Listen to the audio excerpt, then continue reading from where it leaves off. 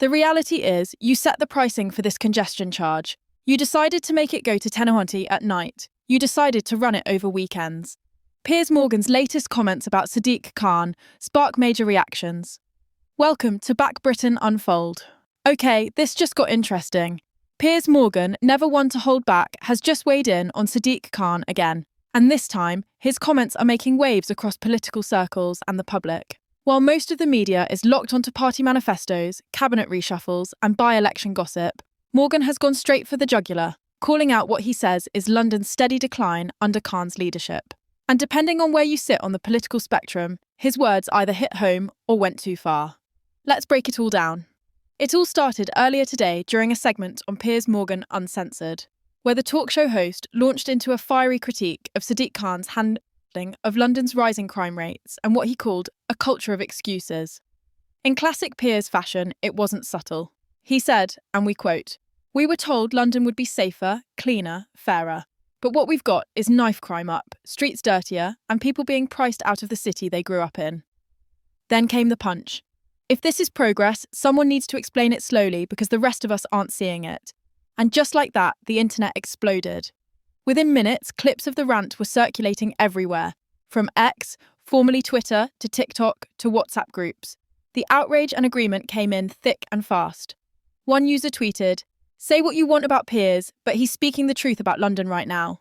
Another hit back with, "Same old Morgan, ranting without offering solutions, just more media noise." And the debate didn't stop there.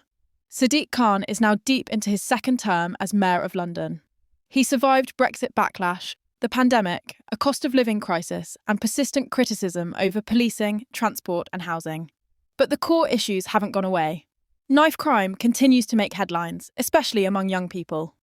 Public transport strikes and delays are frustrating commuters, and sky-high rents have turned much of central London into a playground for the wealthy. Khan insists progress is happening, but for a growing number of Londoners, it feels too slow, too abstract, or simply invisible. And that's what Morgan is tapping into. Whether you like him or loathe him, he has a knack for echoing what people are shouting in pubs, in Ubers, at dinner tables. He's not subtle, but that's kind of the point. And when a media heavyweight like Morgan directs his platform toward the Mayor of London, especially in this tone, it lands with impact. Now, to be fair, Khan's supporters were quick to respond. One Labour spokesperson said, "Piers Morgan is entitled to his opinion, but let's stick to facts. Under Sadiq's leadership, we've seen record police recruitment, new council homes being built, and a clear plan for a greener, more inclusive London."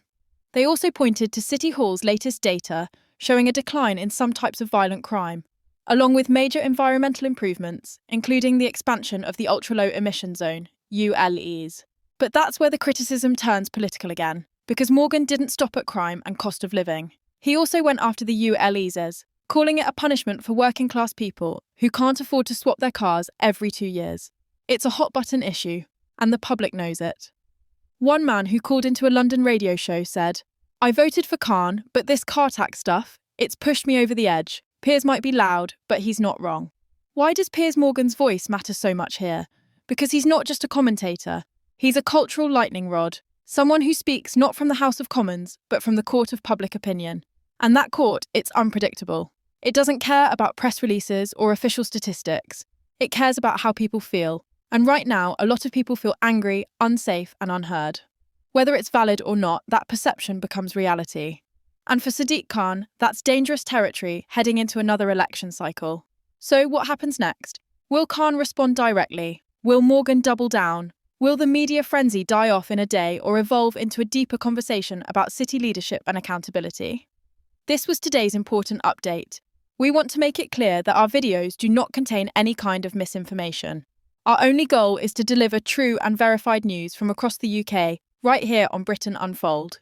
If you enjoyed the video, please like, share your thoughts in the comments, and don't forget to subscribe to the Britain Unfold channel. Thank you.